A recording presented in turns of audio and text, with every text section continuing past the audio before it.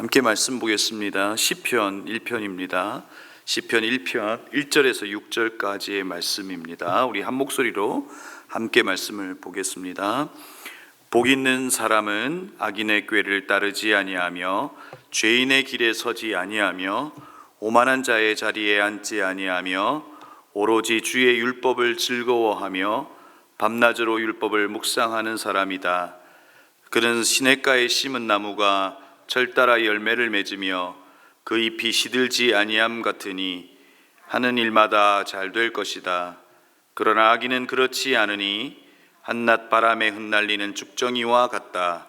그러므로 악인은 심판받을 때에 몸을 가누지 못하며 죄인은 의인의 모임에 참여하지 못한다. 그렇다. 의인의 길은 주님께서 인정하시지만 악인의 길은 망할 것이다. 아멘. 여러분의 삶에 가장 큰 의미가 되고 기쁨이 되는 것이 여러분 있습니까? 이와 같은 질문을 17개 나라 시민들에게 했습니다. 그런데 14개 나라에서 첫 번째로 이것을 뽑았는데요, 우리나라와는 좀 다른 걸 뽑았습니다. 14개의 나라가 뽑은 것이 첫 번째가 바로 가족이었고 두 번째가 직업이었습니다. 여러분, 우리나라는 첫 번째를 뭘 꼽았겠습니까? 물질의 풍요를 꼽았고 두 번째는 건강을, 세 번째 가족을 뽑았습니다. 그런데 여러분, 이 부분을 사회학자가 이제 이 특이한 현상을, 한국 사람에게 있는 현상을 이제 연구를 했는데, 한국 사람들이 물질의 풍요를 꼽는 이유가 사실상 가족 때문이다라는 것을 알게 됩니다. 왜냐하면 오랫동안 가난 속에서 가족과 헤어져야 했고 또 그 가난 속에서 가족과 함께 고통을 겪어야 됐기 때문에 그 물질의 풍요를 얻기 위함도 사실 자기 자신이 아니라 가족 때문이었다는 것을 알게 됐다는 것이죠. 그래서 그런지 우리는 이 복이라고 하는 것을 참 좋아하는 것 같습니다. 지금은 많이 보이지 않지만 제가 어릴 적에는 숟가락에도 한자로 복이라는 게 있었고 그릇에도 복이라는 것이 있었습니다. 심지어 이 베개 가쪽에도 복이라고 하는 단어가 있었고요. 문지방을 밟으면 뭐 나간다고요? 밟으면 복 나간다. 저희가 집을 지었는데 집 짓는 한 분이 오셔서 그러더라고요. 집틀을 뒤로 물으면 복 나가고요. 그래서 집은 무조건 앞으로 지어야 된다.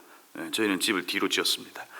빗자루질을 하는데도 교회 권사님이신 저희 할머니는 항상 집 안에서 밖으로 쓸면 복 나간다고 밖에서 안으로 쓸어라, 그렇죠? 심지어 우리는 부동산 중개업을 예전에는 뭐라고 불렀습니까? 복덕방이라고 불렀습니다. 그렇죠? 그러니까 집과 땅이 복이라고 하는 의미에서 우리는 그렇게 사용된 겁니다. 그러면 오늘 여러분 시편에서는 어떤 복을 우리에게 이야기하고 있는지 한번 시편의 묵상을 통해서 함께 나누어 봤으면 좋겠습니다. 여러분, 시편을 묵상한다는 것이 좀 설레이는 마음이 사실은 있습니다. 왜냐하면 시편 속에는 복을 붙잡기 위해서 살아가는 수많은 사람들의 아픔과 애통과 비탄과 갈구와 감사와 환희의 모든 것들이 이곳에 있기 때문에 그렇습니다. 그러면서도 시인들의 노래를 통해 진짜 복이 무엇인지를 우리에게 알려주고 있기에 좀 설레이기도 하고 기대가 되기도 합니다.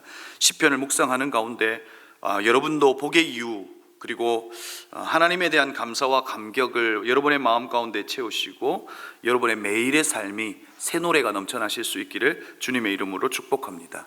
여러분, 라틴어 성경 역본의 저자인 히에로니무스라고 하는 사람이 있습니다. 여러분, 그는 예수님이 나신 베들레헴 근처에서 35년간 성경을 쉬지 않고 연구했던 인물입니다. 그는 시편 1편을 성령께서 쓰신 서문이다라고 표현했습니다. 그리고 시편 1편을 다른 많은 성경보다 애송했다고 합니다. 이제 그 시편 1편을 우리가 함께 묵상해 보려고 합니다. 여러분, 시편 1편은 누가 복 있는 사람인지 이 악인과 대조해서 우리에게 먼저 확인시켜 줍니다. 복 있는 사람은 악인의 꾀를 따르지 아니하며 죄인의 길에 서지 아니하며 오만한 자의 자리에 앉지 아니하며. 그런데 여러분, 이 부분을 보면 참 재미있는 표현이 있습니다. 복 있는 사람과 이 반대되는 이미지로 악인, 죄인, 오만한 자 이렇게 이야기하고 있습니다.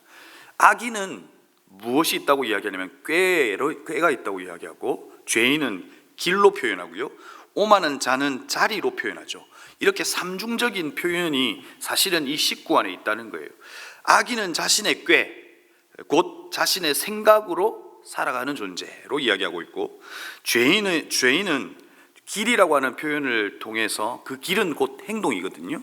그러니까 행동을 이야기하고 있고, 그러니까 생각에서 행동으로 이렇게 옮겨간 것이죠.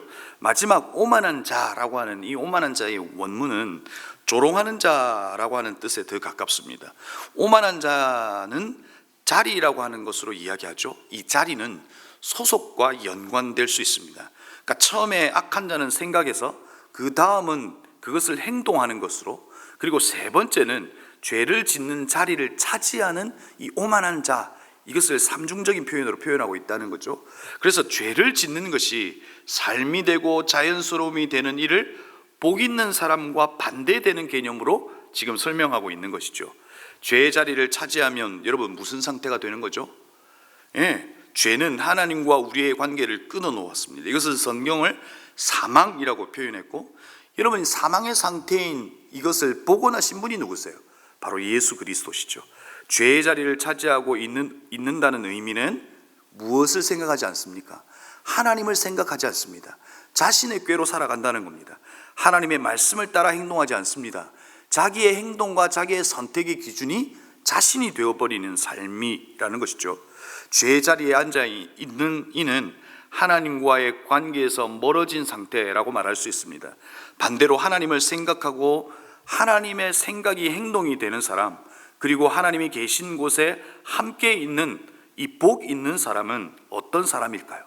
여러분 오늘 시편 1편 2절에서 바로 하나님과 함께하고 있는 사람을 그림으로 그리면서 우리에게 이야기해 주고 있습니다.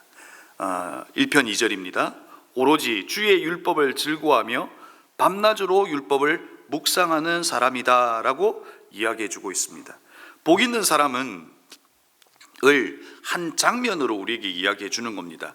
하나님의 말씀으로 즐거워하고 밤낮으로 그 말씀을 깊이 생각하는 사람, 그 사람이 복 있는 사람이라고 이야기해요.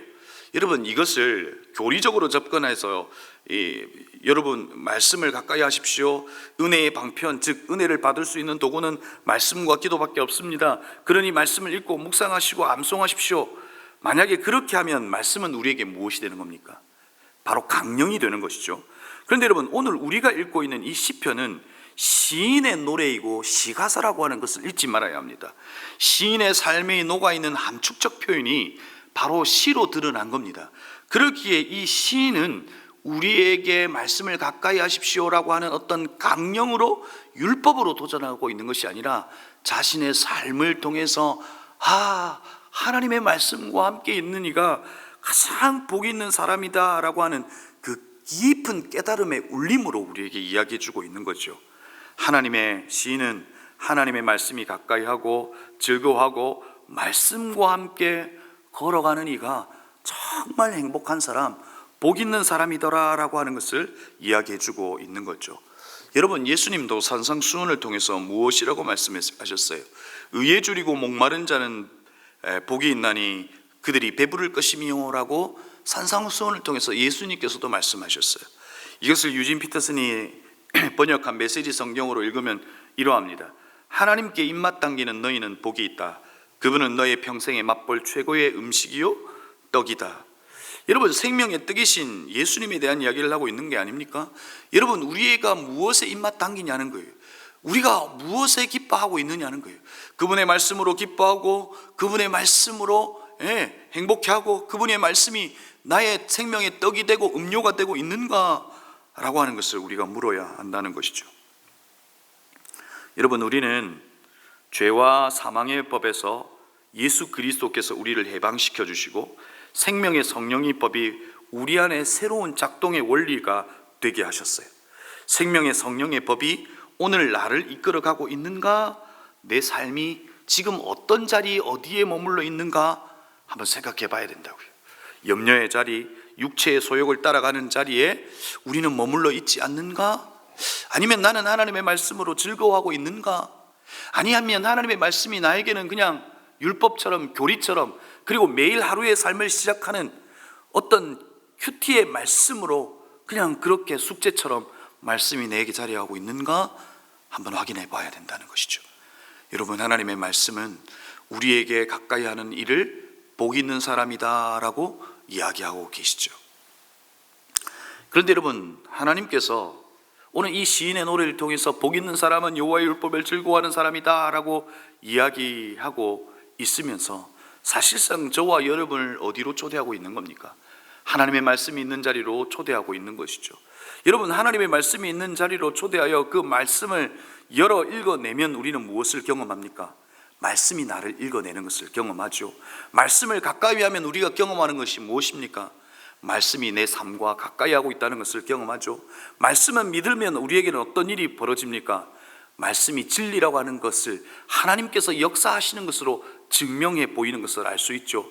말씀은 우리가 추구하고 있는 이상이 아니라 그 말씀은 우리의 삶의 현실이 되어 그 말씀은 진짜 진리다라고 하는 것을 말씀을 가까이 하는 자들이 경험할 수 있다는 것입니다. 말씀과 함께 한다는 것은 바로 하나님과 함께 한다는 겁니다. 말씀과 함께하여 오만한 자가 아니라 복 있는 자로 그 말씀과 함께 걸어간다는 건 바로 하나님과 함께 그 길을 걸어간다는 것입니다. 사랑하는 성도 여러분, 그 말씀을 즐거워하실 수 있기를 바랍니다. 그 말씀으로 우리의 모든 삶에 일어나는 것들을 해석하고 생각하고 묵상하고 말씀이 여러분의 기준이 되고 답이 되는 저와 여러분이 되기를 다시 한번 주의 이름으로 축복합니다.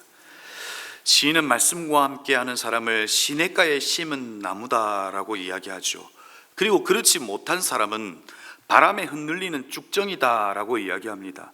여러분, 예수님도 요한복음을 통해서 말씀하셨어요. 나는 포도나무요 너희는 가지라. 그가 내 안에 내가 그 안에 거하면 사람이 열매를 많이 맺나니 나를 떠나서는 너희가 아무것도 할 수 없느니라.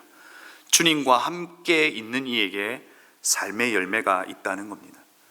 그리고 주님의 말씀과 함께하지 않는 이들에게는 무언가 있는 것 같지만 쭉정이더라 하는 것입니다. 그리고 의인의 길은 주님께서 인정하시고 악인의 길의 결론은 무엇이라고 말합니까? 망한다라고 말합니다. 의인의 길은 주님께서 인정하신다라고 하는 이 인정이라고 하는 이 원문의 의미는 야다입니다. 하나님을 안다는 겁니다. 의인의 길은, 그리고 그 말씀을 가까이 하는 복 있는 삶의 삶은 누구를 알게 되는 겁니까? 하나님을 알게 되더라는 겁니다. 하나님을 알게 되면 어떤 일이 벌어집니까? 하나님을 아는 만큼 살아낼 수 있는 겁니다. 하나님을 아는 만큼 이 세상 속에서 살아낼 수 있게 되더라는 겁니다. 그게 복 있는 사람이더라는 겁니다. 그러나 악인의 결론은 망한다는 겁니다. 그 하나님께서 벗어난 이는 망하더라 하는 겁니다. 그러니 그 말씀과 함께 했으면 좋겠다. 그 시인이 우리에게 그 노래로 우리에게 알려주고 있는 겁니다.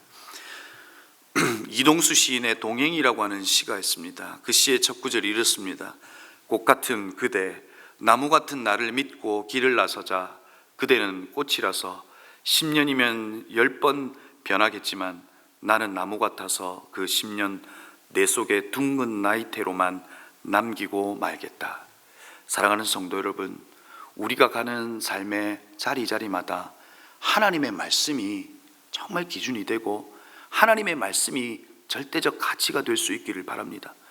그럴 때 우리의 마음은 10번도 20번도 바뀌지만 그 말씀은 영원히 변치 않는 하나님의 말씀은 우리의 삶의 자리자리마다 그분의 역사의 나이테를 그려주실 겁니다. 우리가 무엇을 이야기하겠습니까? 하나님의 말씀 가운데 역사하셨던 그 하나님의 이야기가 나이테처럼 있는 그 이야기가 우리의 삶에 있기를 원한다는 겁니다. 내 속에 둥근 나이테로만 남기고 말겠다. 이 시인의 노래처럼 하나님의 말씀을 가까이 함으로 그 말씀으로 살아내므로 하나님을 알아가고 하나님을 알고 그리고 그 하나님의 역사가 둥근 나이테처럼 저와 여러분의 삶의 이야기로 남겨질 수 있기를 주의 이름으로 축복합니다. 그 하나님의 말씀과 함께할 때 그 말씀은 나와 함께해 주실 것입니다. 기도하시겠습니다. 우리 시간 합심으로 함께 기도했으면 좋겠습니다. 시인이 노래합니다. 복 있는 사람은 이러하다라고 이야기합니다. 오로지 주의 율법을 즐거워하는 것. 여러분, 다시금 우리 안에 입맛이 회복되게 해주십시오. 다시금 그분의 말씀이 우리의 입맛 당기게 다시금 우리를 회복시켜 달라고 기도했으면 좋겠습니다. 때는 그 말씀이 나를 위로하는 말씀이 아니라 그 말씀은 내 인생의 기준이 되고 내 인생의 절대적인 것이 되어서 그 말씀으로 살아낼 때 그 말씀이 나를 읽어내게 하시고 그 말씀이 길이 되게 하시고 그 말씀이 내 삶의 연실이 되게 하셔서 내가 살아가는 삶의 자리자리마다 마치 나이테처럼 그 하나님의 말씀의 이야기가 우리 안에 가득하게 해달라고 말씀을 기억하며 기도하십시다. 그리고 이 나라와 민족을 위하여 기도하십시다. 하나님, 이 나라와 민족을 불쌍히 여겨주십시오. 우리를 위한 기도에서 이 나라와 민족을 위한 기도로 주님께서 이 나라와 민족을 불쌍히 여겨달라고 이 나라와 민족을 위해서 기도해 주시고 또 여러분의 가정을 위해서 기도해 주십시오. 하나님의 말씀이 온전히 다스림을 받는 믿음의 가정이 되게 해달라고 기도하시고요. 그리고 여러분이 가지고 오신 개인적인 그 기도의 제목을 가지고 함께 기도했으면 좋겠습니다. 기도하시겠습니다.